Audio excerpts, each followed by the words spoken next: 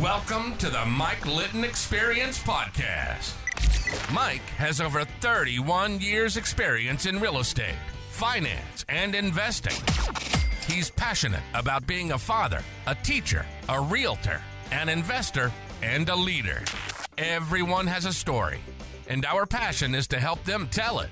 And now, introducing the host of the Mike Litton Experience, Mike Litton. So what can you expect from the Mike Litton Experience? You can expect stories that will inspire, motivate, advice that will sharpen your focus, and expert information on real estate, finance, and market conditions. Okay. But with that being said, they're the bargaining partners. Right. You have to work with them. Yeah. And to sit there isolated with your arms folded and say, I'm not going to listen to you, isn't the way I was willing to operate. I have standards that can't be moved, right? Take something like the Second Amendment. Okay. I have no compromise. There is no middle ground to me. But on other things, you've got to be willing to take a step towards the middle sometimes to reach a consensus. Yeah, I agree with that. As long as you're protecting people's rights and property and liberty, you got to work towards the middle. You know, I find this fascinating, and I shared this with you before, that I love people's stories. Hearing about and knowing about your background, and then having you come, because you really didn't have a background necessarily. I mean, I know Kelsey's an instructor and all that, right? So she's in the system, so to speak, right? But you really didn't have, you yourself, a background in education. You come on the school board and you're like, wait a minute, this is crazy, right? And it almost, so here's the way I see it, and you tell me if I'm wrong. You're an outsider that comes in with a certain amount of standards, and you have certain things that you think make sense, and some of this just didn't make any sense. It's like, I think this is kind of the issue that a lot of people have with government.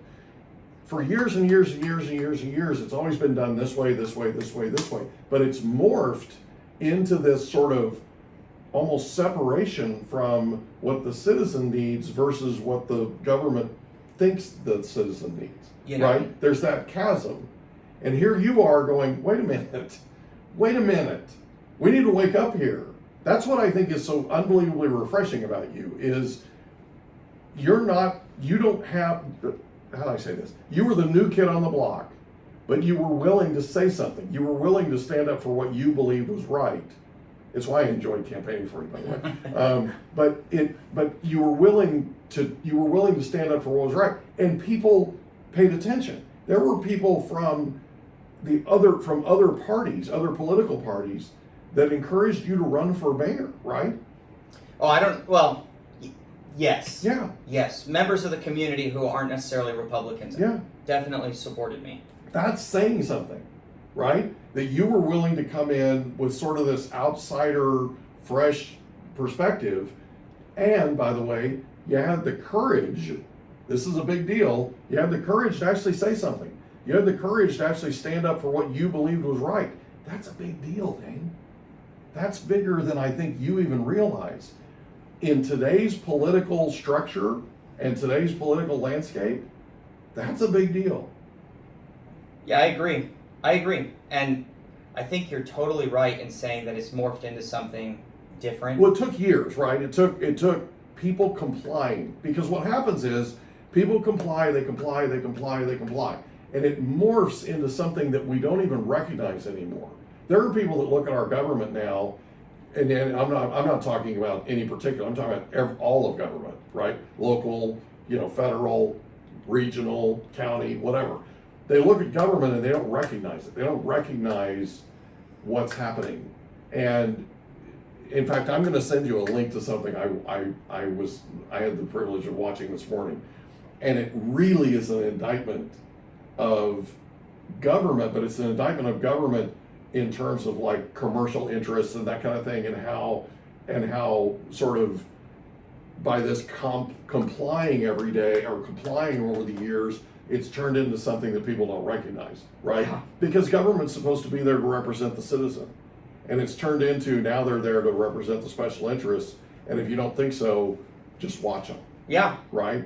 It's crazy. It is. But I think that's it's so refreshing for somebody like me to hear that you were willing to come in as an outsider and stand up for what you believed was right. And I truly believe that's part of why you won your campaign for mayor.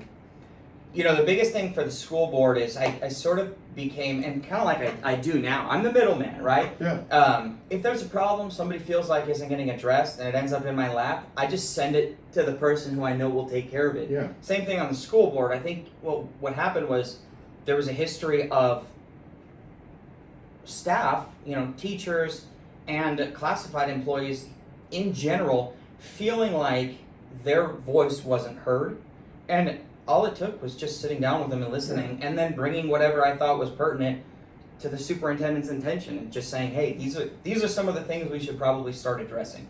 I just think that takes a tremendous amount of courage, and that's a very cool thing. It's a very big part of your story, I think. And I think one of the biggest things that separated me from the other four, you know, we're all Republicans on that school board, right? Yeah. The thing that separated me towards the end was I felt like there was an imbalance. There's all this talk about teacher pay and how much money we put into the schools.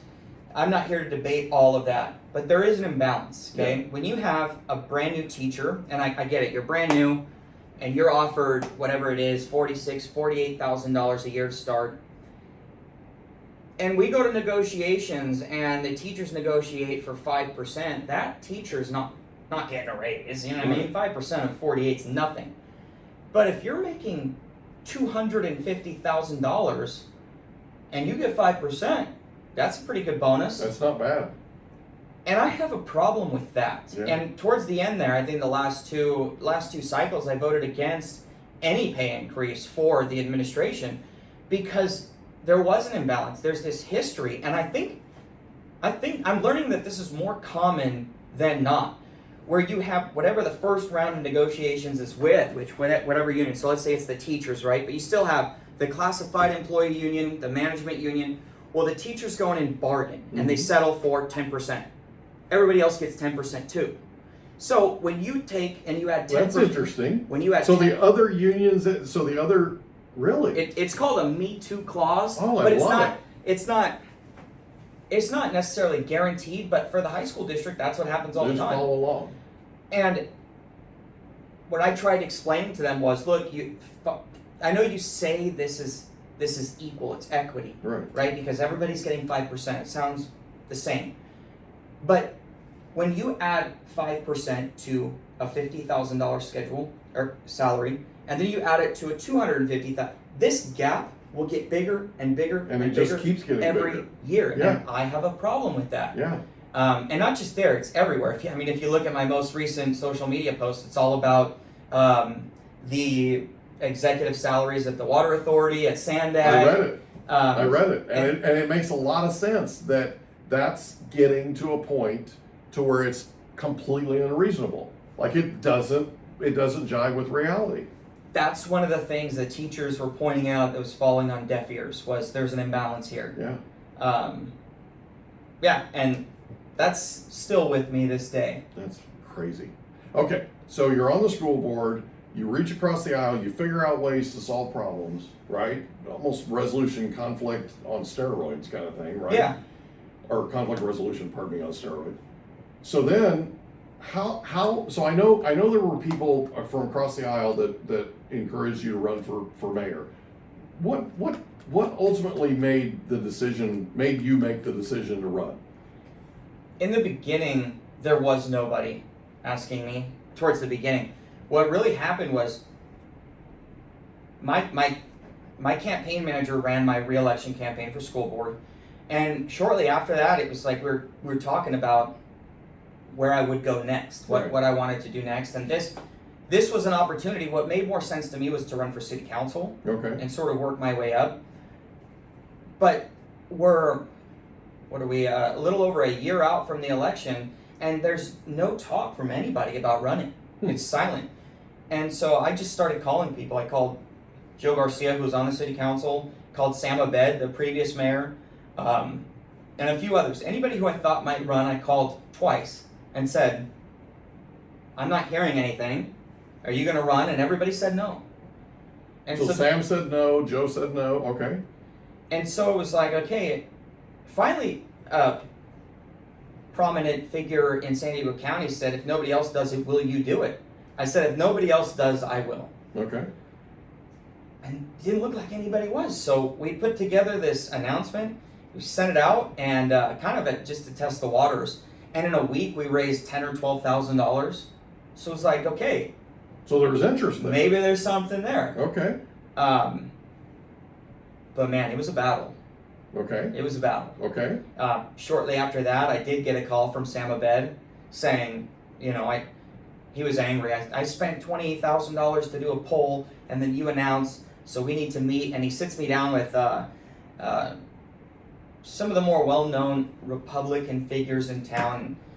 They basically said, you're going to step aside, and Sam is now going to run.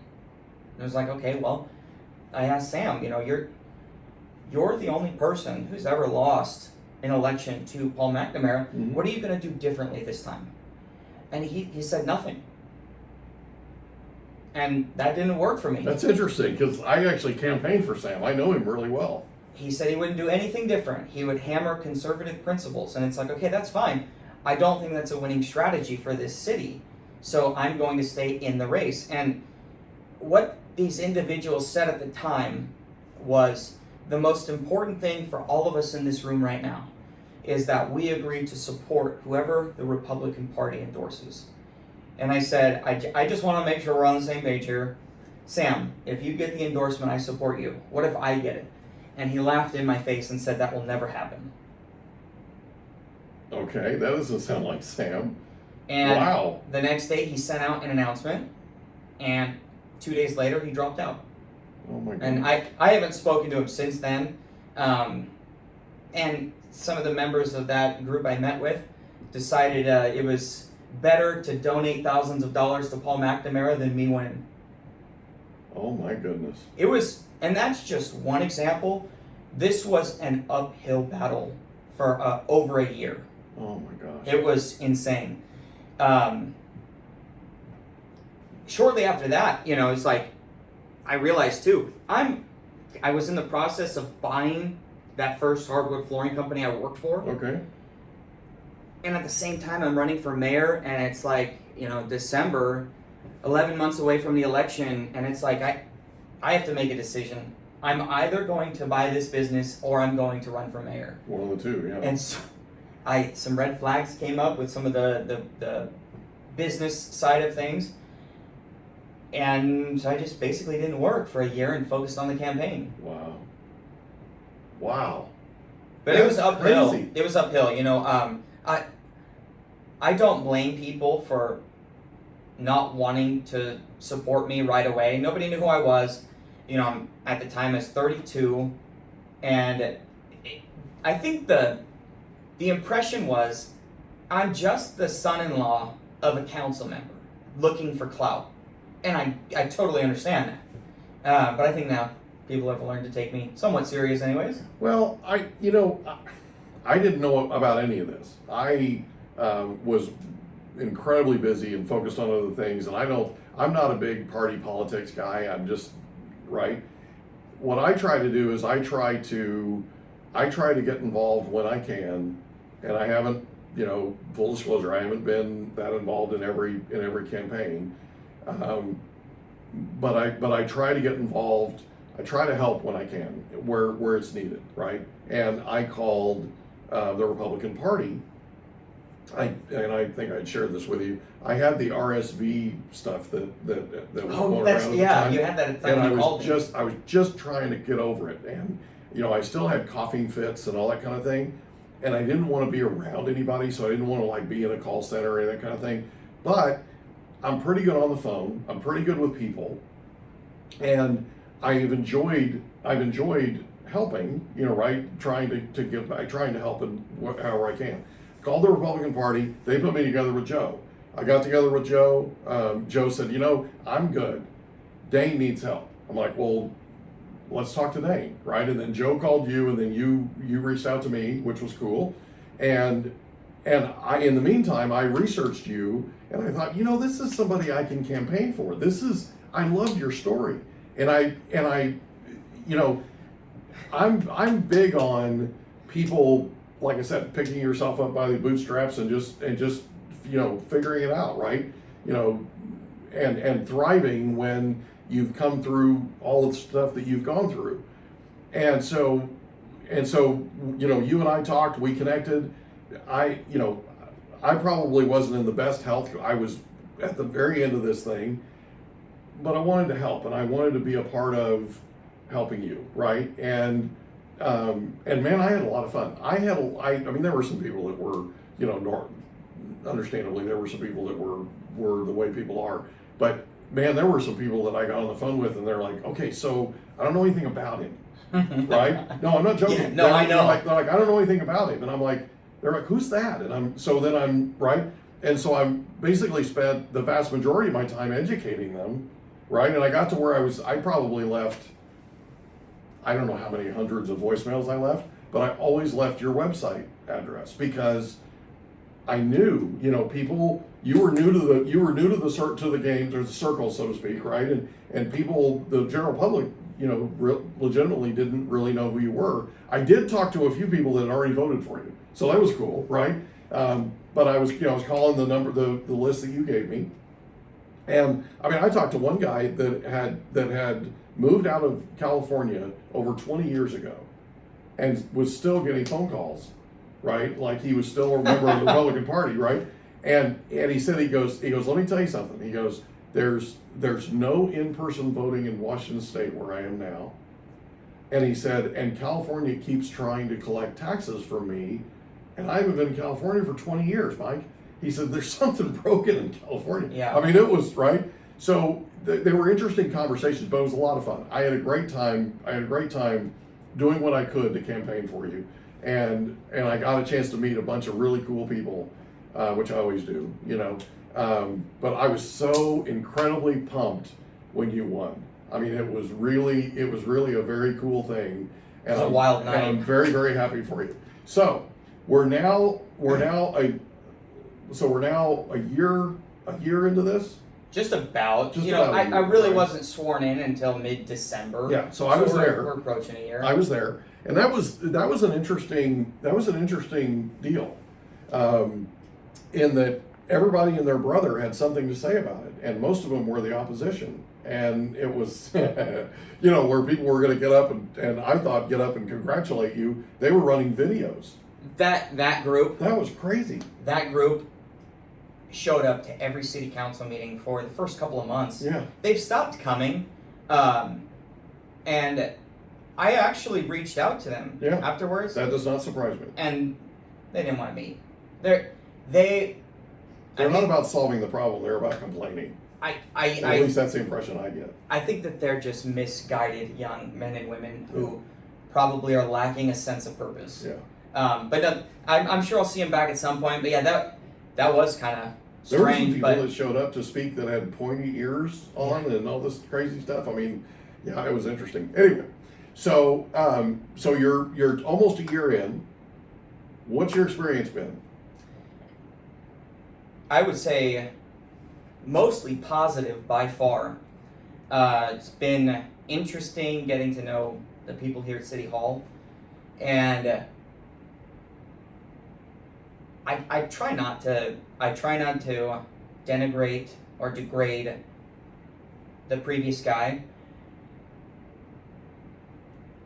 but I think that we're the policymakers. We set the vision for the city, and I can't help but wonder who's been at the helm for the last 4 years, because things are all over the place. Early. And it's been difficult to try to pull in the reins and take focus on the things that actually matter. Other than that, though, it has been great. Immediately started the homelessness subcommittee. Yeah. And today, I'm speaking somewhere at noon, and that's going to be the first spot I announce 3 major policies that are coming out of that committee. Okay. And in the next couple of weeks, you're going to see an actual plan to address homelessness, an actual plan to remove a number of bodies from the sidewalks over the next year. Wow. Which we don't have. When I say I wonder who's been at the helm, when I came into this office, there was not a sticky note, there was not a memo, there was nothing. Nothing. There wasn't any. I had no idea where he left off on anything. Wow. No contacts. Just sort of, here you go, jump in. But now, like I said, you're going to start to see some real progress. Yeah. Very, very soon. That doesn't surprise me knowing you. Go ahead. No, this homelessness thing, it's going to be good. That's the number one thing I ran on. I do find it kind of comical when people, rightfully frustrated, reach out to me asking me why I haven't done anything yet. You've been there for 9 months. You haven't done anything. Government moves at a snail's pace with everything. Yeah. But man, I think once we make these announcements, people are going to be satisfied. We're considering, the council will be considering an encampment ban, Okay. kind of like what you saw out of the city of San Diego. An RV parking ordinance that's basically going to remove all the RVs parked on public land. And then the third one is it's going to change the way we regulate service providers in the area. Okay. And it's going to allow us to collect a bunch of data that's not necessarily being collected right now. Okay. That, get the policy in first and then enforcement. Well, enforcement, in order to enforce an encampment ban, legally you have to provide people beds to go to. Right. I could build a shelter right now with county funds, and that's kind of what people have been doing. The problem with that is you then become a county resource, Right. meaning any city can send their homeless people here. Right. I'm not willing to do that. So you become a magnet, basically. But we are going to build a shelter. We're going to self-fund it, and it's going to be reserved exclusively for this city. It'll be the enforcement mechanism to an encampment ban. Okay. Cool. I knew you'd come up with a good solution. Yeah, it's going to take time still, but I promise the ball is rolling and it's moving quickly. Yeah. But besides that, everybody wants to know what's going on with the budget. Okay. We'll have more of an update next month on that. We're getting ready to have the second half of our workshop with the council and the city manager on possible funding opportunities, but I don't think things are as bleak as we were previously told. Okay. So just for the record, we're recording this September of 2023. So we're in September of 2023. Next month will be October of 2023. We'll have more of an update on the budget, that kind of thing. Yep. Okay. I just wanted everybody to know, because there will be people that will listen to this, Yeah. years from now, kind of thing. So the homeless thing, it sounds like you've got a handle on, and it was a big part of your platform, and it makes you unique. There are not many people that are formerly homeless that run for mayor of any city, regardless, Yeah. let alone Escondido, right? And homelessness is an issue. It really is. It's an issue all over California, all over San Diego County, specifically all over, Escondido too. The thing is, there are other things happening with the city. Is there anything else that you're working on that you'd like to talk about? It's a good question. What else is going on? Here's a question. Why do people come to Escondido who don't live here? Good question. So if somebody's getting ready to plan a vacation, they're coming to San Diego, and you want them to go to, what do you tell them? What do I tell them about Escondido? What makes us a destination? Okay, so that's a great question. My biggest thing, and I don't know, you don't probably know a lot about my background, but I was on the board of directors for 4 years for American Heritage Charter School. Yeah, I knew that. And I'm a big Coach Snyder fan. I'm a big fan of theirs. I'm actually the voice of their football team. Like, we just had a home game last week, and I was the announcer. I'm the guy up in the press box with the microphone doing the play-by-play.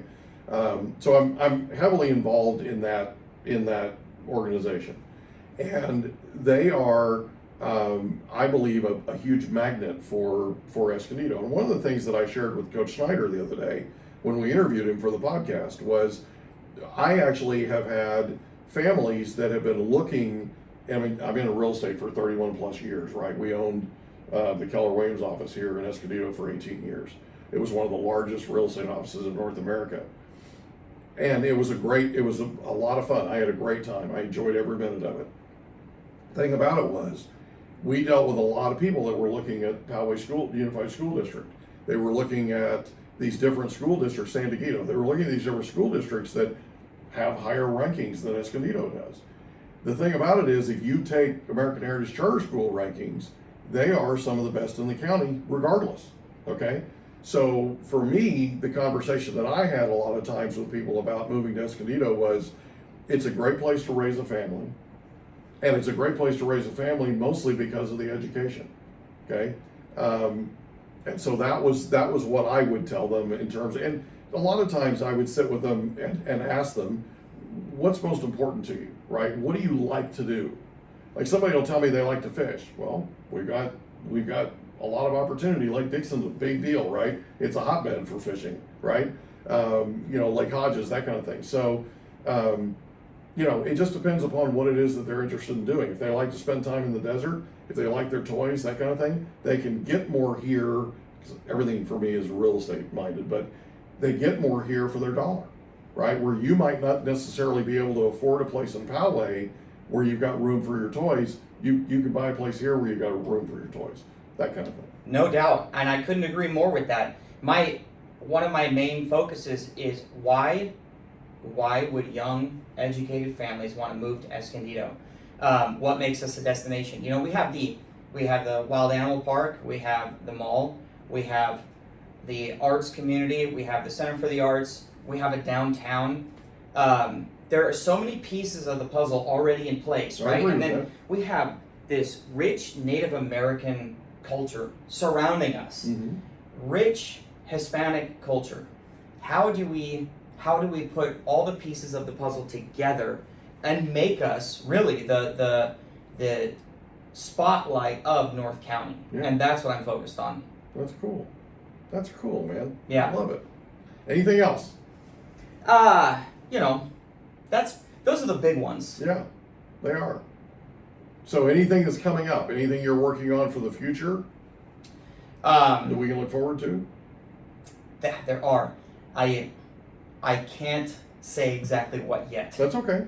That's okay. But there's a couple of things coming. I like the look on your face. Yeah. So how about this? How about if we agree that we'll get together when those things come, when we can talk about it? Sounds good. Is that cool? We'll do a follow-up. Okay? All right. Thank you for your time. Sure. I appreciate you doing this. I know for a fact, with every fiber of my being, that your story is going to inspire and motivate people. And I really, really could not thank you more for being on the Mike Litton Experience. Yeah, thank you for having me. I appreciate it. I appreciate you. We hope you enjoyed another episode of the Mike Litton Experience. If you did, do us a favor, smash that subscribe button, tell your friends, family, and coworkers about our program, and wherever you get your podcasts, please leave us a rating. It helps us to connect with quality people just like you. And that's a wrap. Another episode of the Mike Litton Experience in the books. Reach out to Mike on Instagram at Litton Realty. Want to meet with Mike? Check out calendly.com/Rio760.